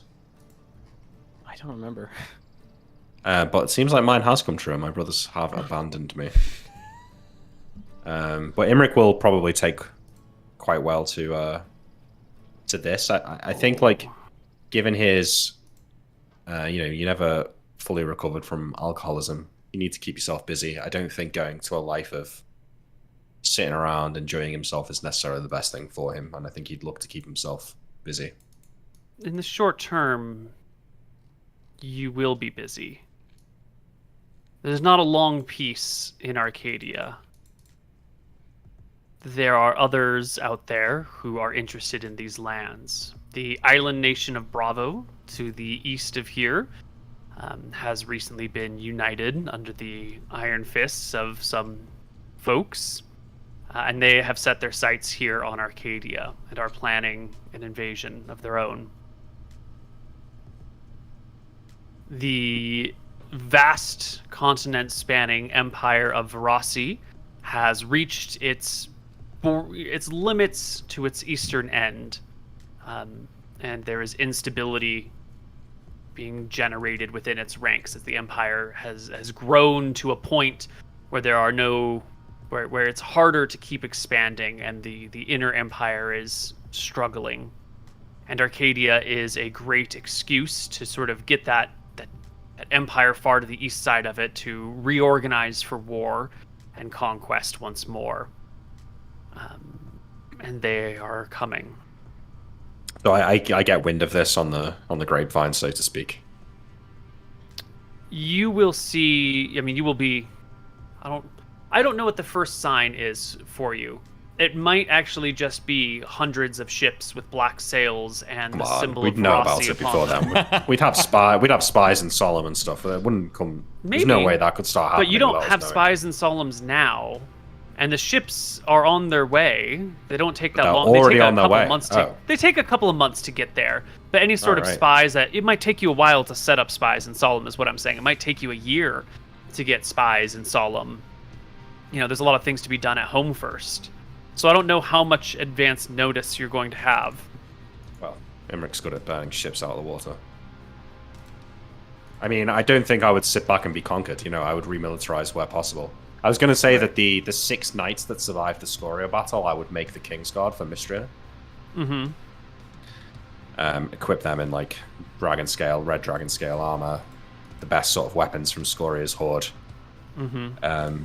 I mean, I think that we would do our best to defend ourselves. We've got Eridon as a bit of a buffer. Wake County. This might be I'm assuming they're going to be the first on the chopping block, so this might be a convenient excuse to get their king to regain his former place as a duke. Yeah, well, they will ask you, they will tell you that the people that are coming are not here for any one section of Arcadia. They're here for everything, and that that it is in everyone's interest to ally against this oncoming. Yeah, exactly. fleet.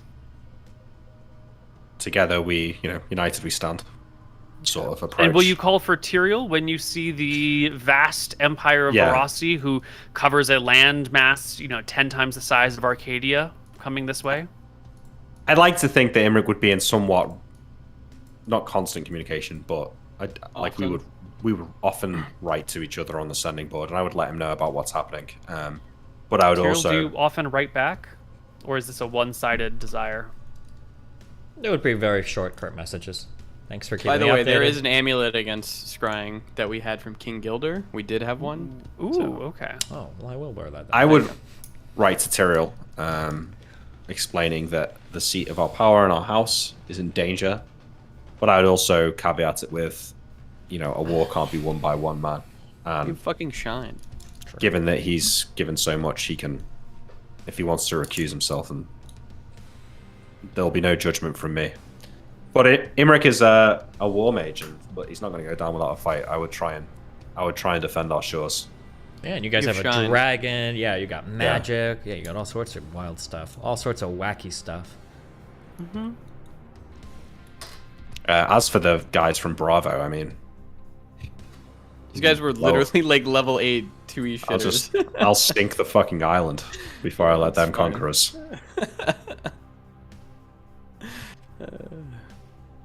Well, Yeah, I think. Also, I would Um, probably try and find a way to have kids, knowing that Tyrion doesn't have any, or else Anton's son is our heir, which But might be the best Before way we to go get about to it. that, I want to see. I want you to roll me Don't roll it yet. A single d20 Uh-oh. as an oversimplification Come for on. Imric's attempts at holding off the Empire of Verasi. You can't bring it down to one dice, because I'm Oh, obviously no. going to roll a fucking No. one. There's a whole lot more going on here. There's the Drakistians, the Mystrians. There's William. There's a whole bunch of other figures and things going on here. But I want to know how Imric does. There's 2 wolves fucking inside roll of it, you. Nick. A nat 1 and a Alright. nat 20. What is it? A 6. Just disappointing. Imric struggles with this. What is it about this that is a struggle for you, Imric? Why is it just the numbers? Is it the scale that it's 10 times as many people No, and they're I already think he a built-up struggles to army? make. I think he struggles to make decisions. You know, he has a lot of ideas, but it's always Tyrion that makes the final call. So I think when it comes to life and death decisions, it's tough for him to make the caller because he's just not used to having that responsibility. In terms of from a strategic point of view, I think he would try and hold on to Eridon. So maybe he overcommits to defending Eridon rather than pulling back the borders and defending. Can I ask Mystery and a Drakus. question, Nick? Yeah. So Imric starts to see that it's going poorly. Mhm. Do you write one last final note of like desperation? Do you like plea for Tyrion? I don't think No. so. I think if he didn't come at the first message, he's not going to. Okay. Um, Well, a 6 is still for a level what mage now? 16. Damn. A 6 is still a pretty good roll for a level 16 mage. Below a 5, like a 1, 2, 3, or 4, was going to be actual hard times. This will represent a success, a near Pyrrhic victory, where your resources are expended. More importantly, I think with a 6, the true danger that you face is that there is sabotage or behind the lines sorts of assaults on your research libraries and the books that you have pulled from Scoria's mountains, and your research is struck while you were looking somewhere else. And one day you will come home and you will find all of your works are gone. Only the spell books that you had on you, and if maybe you stored 1 or 2 somewhere else, are still around. And the Empire of Verasi with a 6 will be pushed back. They will never make a true grip here. They will conquer some other areas. They will keep an outpost in the Dardannes. They will conquer, at least for a time, the island of Ethos. But their own internal problems will cause their empire to fall apart in a few years, regardless of how this happens. So a 6 is good enough to hold on and push them back and Yeah, he keep took loot we Arcadia didn't have intact. anyways. Yeah, so I take a few losses to my personal power, but it's still Mm-hmm. Yeah. enough to save the continent. That's good. I mean, I Yeah. imagine, did the Longbourn Kingdom stay? No, this what are they called? The Sea. What are they called? The Tide Kingdom, Tide's End. Storm Do Tide they Kingdom, yeah. Do they remain independent? Like maybe we work with them to. No, No, they don't. They fall as well. Yeah, they fell fairly quickly, and then further west, the Verasi people wanted to push, but it falls. I like apart to eventually. imagine that Anton is out there staring the the population that have been oppressed by the Verasi regime to seek vengeance and rise up against their masters. And Well, when yeah, their I was gonna empire ask. slowly starts to fall apart, I think Imric deep down knows that Anton had a hand in it. I was gonna ask, can you give me some stuff on Anton? Yeah, Anton, the Death Knight. Is his mind still there? He's just like compelled, or can you give me some explanations on that? Yeah, I have a little bit of lore here for you.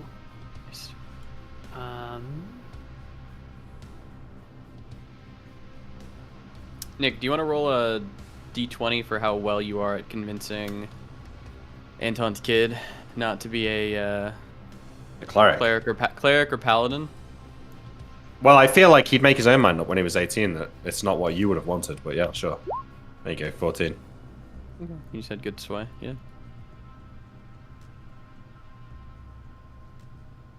I mean, because if I struggle to have children, which is very, very likely, I think I probably do. I mean, he's the future of our house, so the only one of us to have kids. Maybe I have managed to have my own, but I know that Tyrion would want us to protect the house, and so I will put every effort into Anton's child if he's the only heir. Yeah, I was thinking about maybe letting someone play him, but I don't think anyone's gonna do him right, so You'll have to do it yourself. I gotta do it myself. Keep that in my back pocket.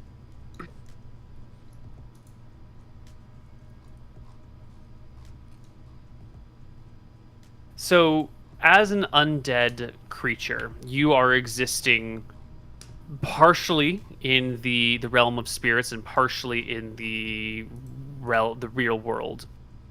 And I'm going to oversimplify just to make it short and simple. You are physically like feeling the burning and suffering of your charred corpse, but with a removal to it. So you're not like in agony at every moment, but there's like a little bit of agony. It's like having a bad headache forever, except instead of a headache, it's like your flesh is on fire, but like distantly and sort of numbly, but for all time. That is your physical state feels that way. Your state in the spiritual realm can sort of see what your physical body is seeing, what your Death Knight avatar, for lack of a better word, is doing. But you also are seeing the moments of your life. When you're dead, you get to walk through the moments of your life and relive them as you please, and kind of spend time viewing this moment of your life as like an outside perspective from any given point or from your own perspective, and you kind of just walk through the moments of your life over and over and over again, which if you've led a good, nice life could be quite nice, but if you've been a monster, you end up like walking through all of the terrible things you've done over and over again, which is kind of unfortunate. You might, if you were a monster but you had like a couple of good redeeming moments, you might spend the first 100 years of your afterlife hanging out in those few nice moments until such time that you feel comfortable enough that you can start approaching the other hard parts of your life. So as a Death Knight-like creature, your perception is sort of split, partially dealing with your own personal life and history, and partially existing in the real world, unable to fully move on, in a state of like physical suffering, and in a state of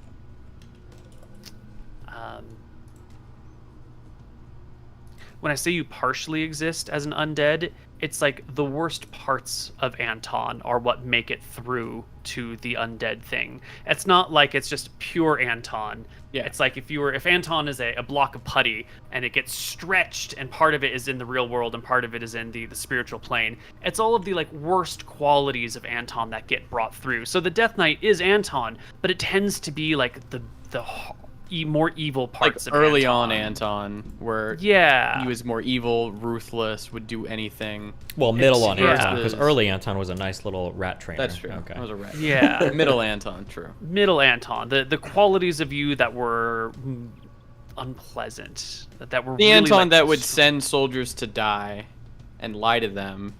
Yes. For no reason, rather than to save the entire kingdom. Yeah, and you're not just 100% pure evil all the time. Especially as a Death Knight, you are actually quite intelligent, and you can see both planes of existence simultaneously, and you can live in both planes of existence simultaneously. But it is, you've got that little bit of you that's on the spiritual plane that is able to revisit your life, that might bring you moments of peace, maybe a little bit of honor slips on through. You do have Power Word Kill, Power Word Stun, 20 die Fireball. I think you're familiar with the abilities of a Death Knight. Yeah. Yeah, and your job, your position is to exact vengeance.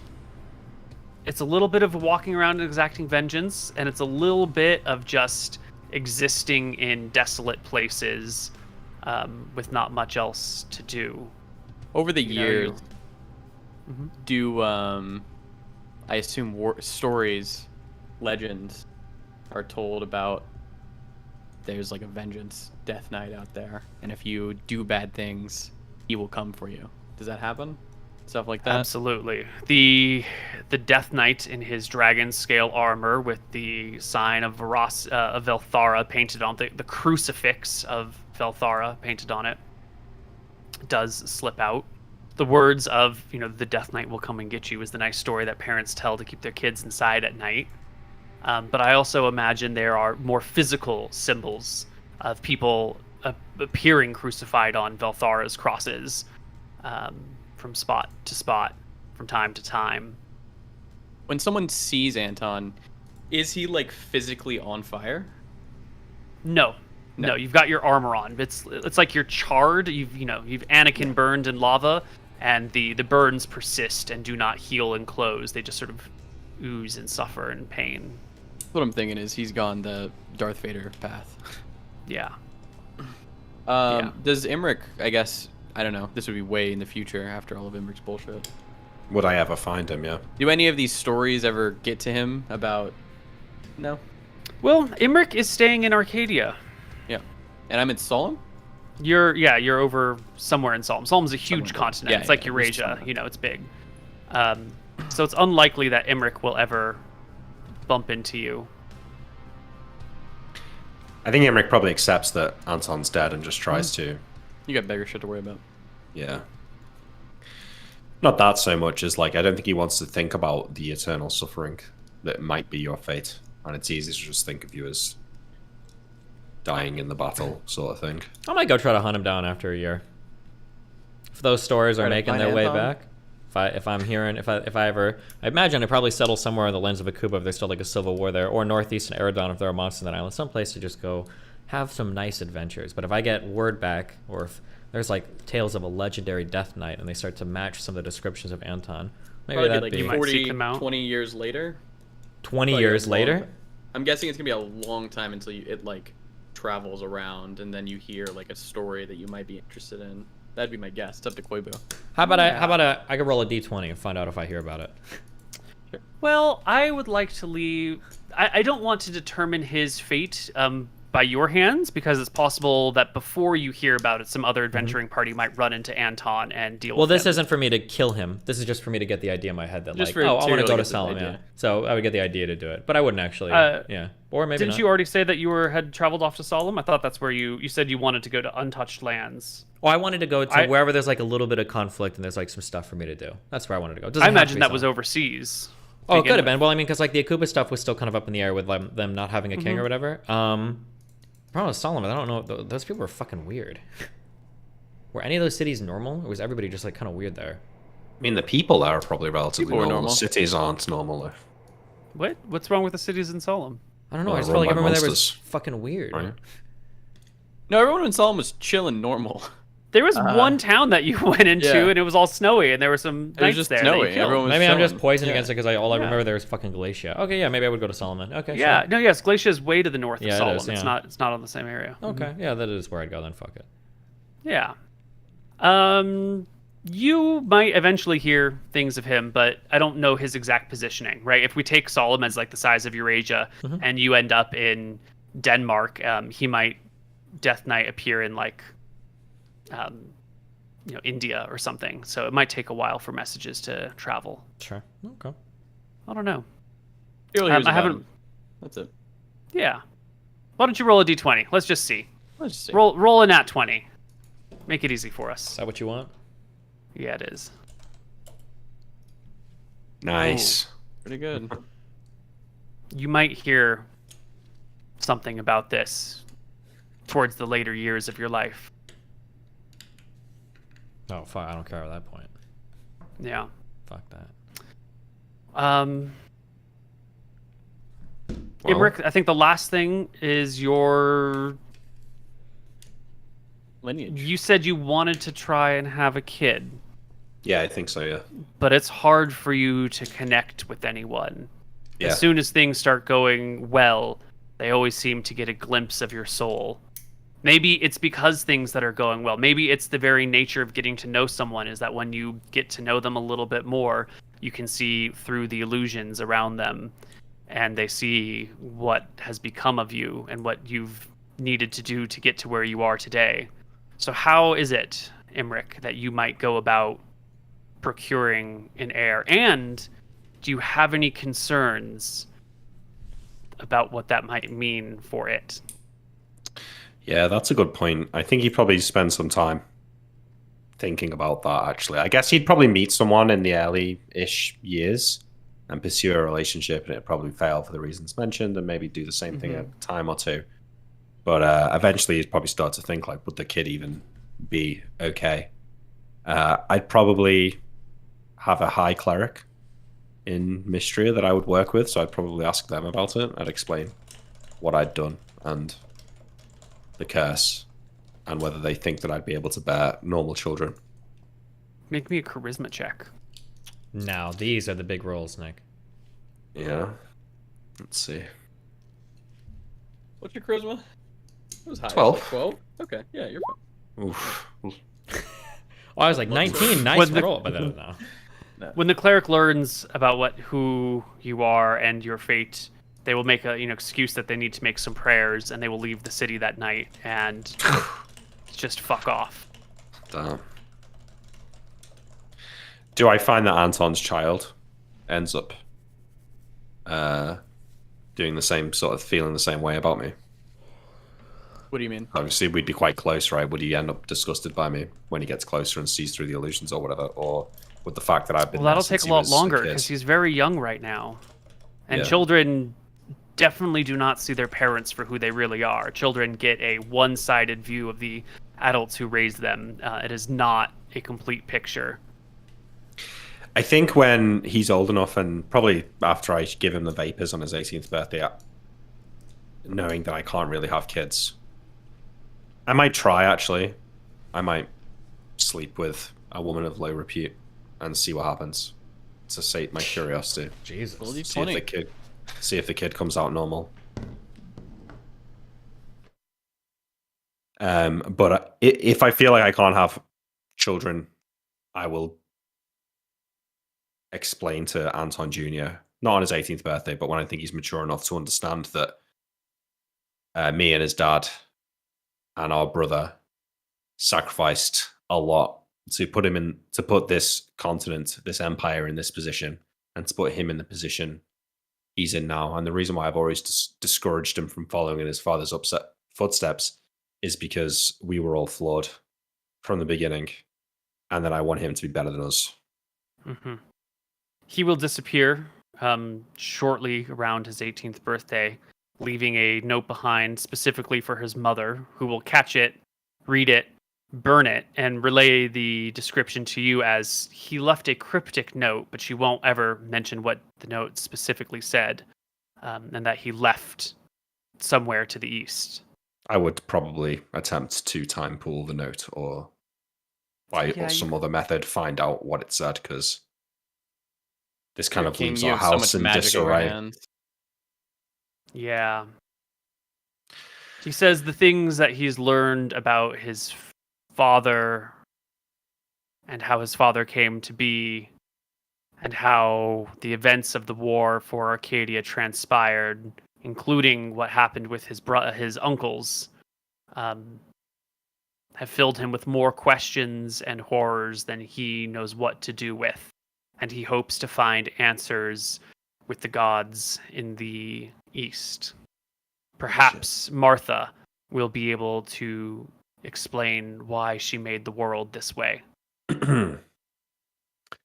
Okay, well, Imric would probably try and pursue children, but at some point would reach out to him, and when he's older, more mature, because Imric's going to live a long life with the Paripet of long years, so by the time I'm dying... Like Imric is happy here in Arcadia. Yeah, well, I think he takes on the mantle of trying to defend it, right? Trying to atone. Do the right thing. Hero goes and finds Anton Jr. goes and finds his older uncle and fucking Solemn. Well, I think that is probably his quest, as he knows his one uncle, and I think we can probably end our little post-mortem here as Anton Jr. setting out. Maybe he's successful. Maybe he does a really good job. Natural fucking 20, Anton Jr. Years later, searching for someone by Tyrion's reputation with finances to back him. I think little Anton Jr. somehow gets lucky. Maybe it's the gods. Maybe it's asking Martha for prayers. Maybe it is the wealth that he's got and he spends it searching for someone by Tyrion's name. Maybe Tyrion has had to do just enough things to keep him safe in the area that he's in now, safe that some people know about him. But one day, Anton Jr., now 36 years old, shows up to... How old were you when this campaign started, Tyrion? Almost 30? Yeah, I think so. maybe 31. So you must be like in your 50s or early 60s now. You will see a familiar face that looks like a youthful-ish Anton knocking on your door somewhere deep on the continent of Solemn. What would you... I'd say, let's go find your dad. And I'd give him a hug, and I'd put one bag of holding into the other one, and we'd both disappear. No, I'm just kidding. I don't know. I guess he'd knock on my door. Yeah. He'd ask me if he was looking for somebody that matched my description, and I'd probably see what he'd look like. And I guess I'd have to figure out what I want to do with it. Yeah, I'm not he sure. tells you he's here looking for a warrior of great repute. A man who single-handedly brought down a red dragon in a far-away, distant land. And he wonders if you might have seen someone like that, because he hears a person like that lives in these woods.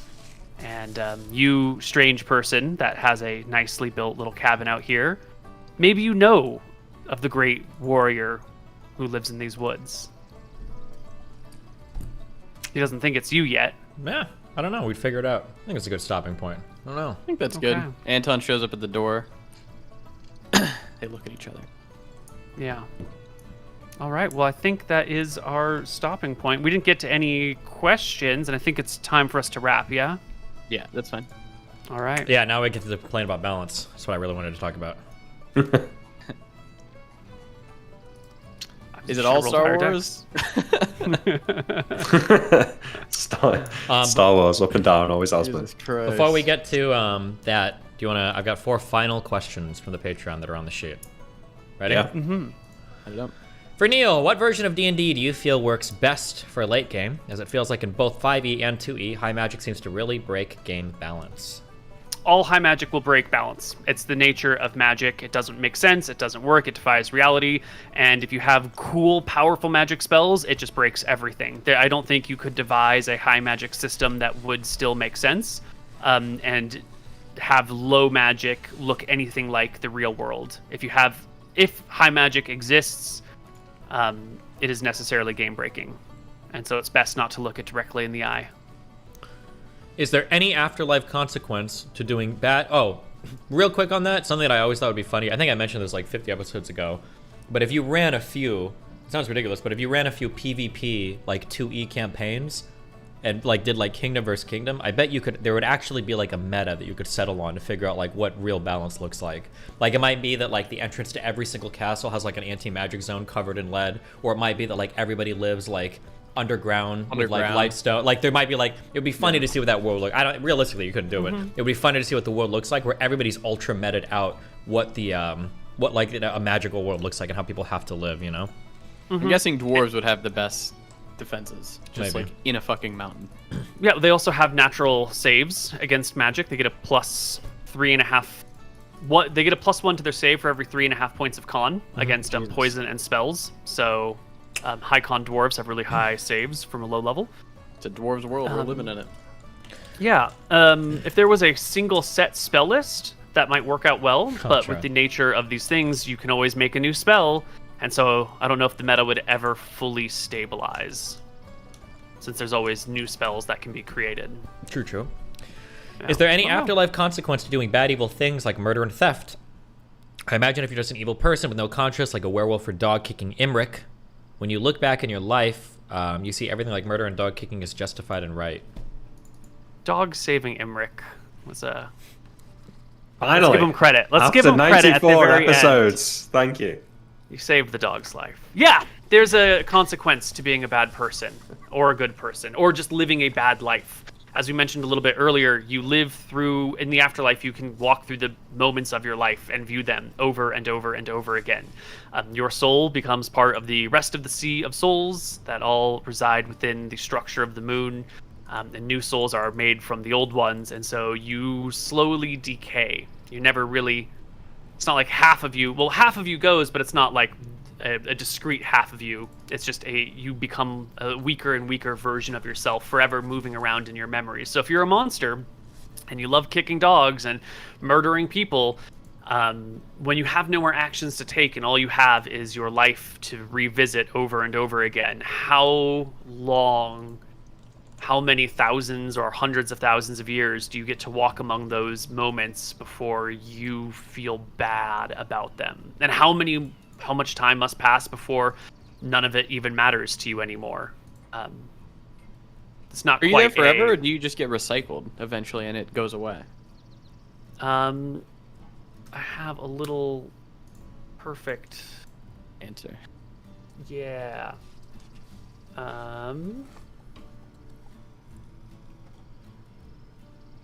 The afterlife. You enter the afterlife with what you are buried, whole and intact, around the middle of your lifespan. So if you die at 50, you experience the afterlife around age 25. You may freely walk among your moments of your life as an outside observer, dressed as the way you were buried with all the other treasured with which you were buried. If the items are removed from your body, they are lost to you in the afterlife. So if you've got a pint of ale that you're buried with, you can drink ale in your afterlife until someone comes and steals the ale from your tomb. New souls are spun from the fibers of the old. Each soul is recycled into new ones, but asymptotically, forever diminishing. I'm sorry. Each soul is recycled into new ones, but asymptomatically, forever diminishing, but always still there. Each percentage point of what you are vanishes, diminishes your physical form, your personality, your awareness, your mind. Eventually, you will only be a shadow of the person you were. In that time, you may walk among the memories and the moments of your life as a third person, viewing them in any order. Those with particularly horrible lives may spend decades living in the only handful of peaceful moments, while those with good lives may find the whole thing quite enjoyable. As decades and centuries of existence pass in the afterlife, you are able to view your life more objectively and take it in the whole of it. You may find you were a much better or much worse person than you thought you really were. You may not care. All the while, you are slowly fading from existence. Eventually, you will only be 1% of who you were, only 1% aware, only 1% real, and then 0.1%, and then 0.01%, and so forth and so on. When you stop being yourself is philosophically obtuse, you are always yourself, simply less and less of it. Yeah. Okay. There are... Even if you're a good person, but you've led a bad life, a horrible life, the afterlife could be very miserable for you. What is mystery is? New flag. That's for you to answer. Didn't we You're make it the like flag the dragon designer. killing shit? Yeah, true, okay. And the final question is, what does Scoria treasure the most in the whole world other than herself? Did we have that one before? I don't think Koibu ever answered it. What does Scoria... Oh, there was a question from last week that we were supposed to answer. What does Scoria value more than anything else? It was just herself, I thought you said before. Sorry. Yeah, it is just her own ability to exert her will on the world around her and shape the world to her needs, to her desires, without a care for any other creatures anywhere. I had a question. Oh, go ahead. No, go. You had talked about the King Gilder stuff last week, and you said that you didn't know if you wanted to say it until after Scoria or whatever. Oh, right. What was the question? The question was, what did King Gilder have on Scoria? Or what did he say to convince Scoria to join, or to allow him to join him, or her to join him, etc.?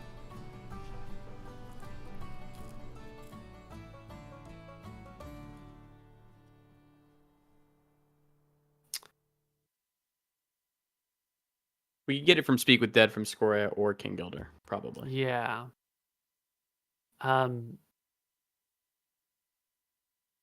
King Gilder doesn't really have anything to offer Scoria directly. anything Scoria wants, any physical item Scoria wants, Scoria can take. What King Gilder offered Scoria was a difference in arrangement between between the nation of Mystria and the power that is Scoria, rather than Scoria asserting her will. King Gilder asked Scoria if he could bring his nation about to serve her. Rather than being like, we are your subjects who are being oppressed, it is, let us all be your assistants. I have enough sway here that I can convince all of the people of Mystria to serve you. Up until now, Scoria had ruled for many years, but her rulership was more of like, this is my territory. I will come and tell you what I want when I want. And everyone was trying to like manage the problem of the dragon.